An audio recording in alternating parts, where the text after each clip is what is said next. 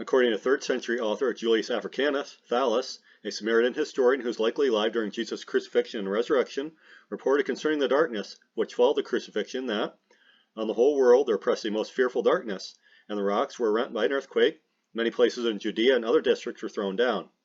This intriguing account validates a few New Testament details surrounding Jesus' crucifixion, including the reality of universally fearful darkness. Matthew 27:45, Mark 15:33, and Luke 23:44 report this darkness occurred between noon, the 6th hour, and 3 p.m., the 9th hour according to ancient Jews, so this event would have been unusual and memorable.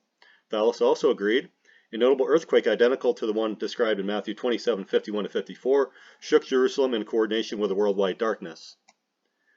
As cited by 3rd century author Eusebius, the non-Christian author Phlegon reported during the 1st century that, in the 4th year of the 202nd Olympiad, which we know occurred in 33 AD, there was a great and extraordinary eclipse of the sun, distinguished among all that had happened before.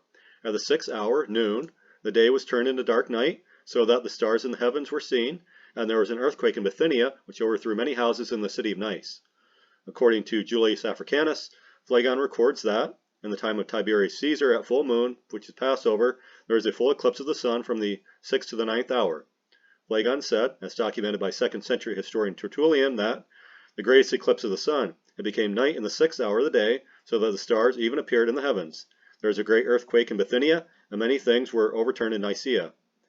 2nd century historian Origen also alluded to Phlegon when he wrote, and with regard to the eclipse in the time of Tiberius Caesar, in whose reign Jesus appears to have been crucified, and the great earthquakes which then took place, Phlegon too has written in the 13th or 14th book of his Chronicles. Phlegon's account, originally recorded in his 16-volume collection of the Olympiads and Chronicles, is highly significant, for it verifies, in 33 AD, the same year as Jesus' crucifixion and resurrection, the sky became completely dark between high noon and 3 p.m., when the sun is usually most brilliant.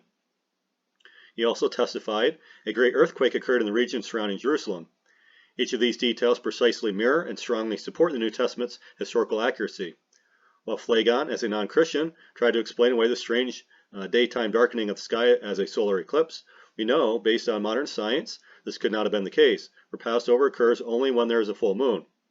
Since the full moon was on the wrong side of the earth during the Passover and crucifixion, it would have been scientifically impossible for a solar eclipse to occur at that time.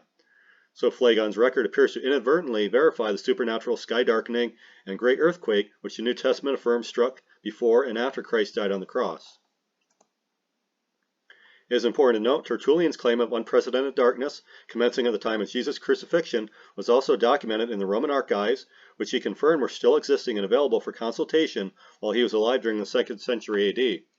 In Tertullian's words, at the same time at noonday there was a great darkness. They thought it to be an eclipse, who did not know this was also foretold concerning Christ. And some have denied it, not knowing the cause of such darkness, and yet you have that remarkable event recorded in your archives.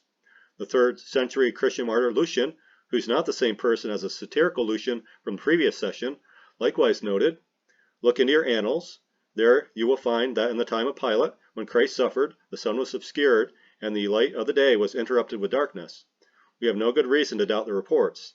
Certainly both men would not have foolishly made such a bold and false public declaration, especially since their respectability was on the line.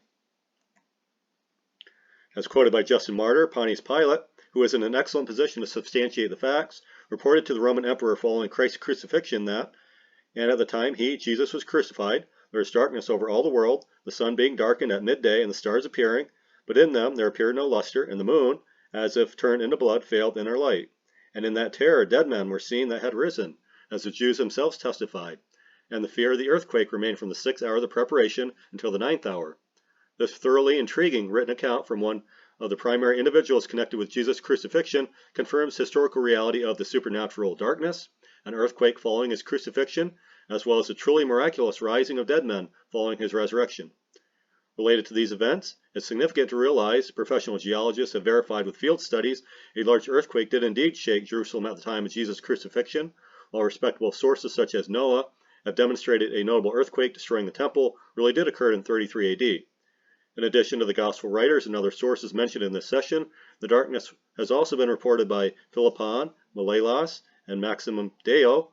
The earthquake has been described by Pliny the Elder, and the rising of dead men has been recorded by Ignatius and Cyril of Jerusalem.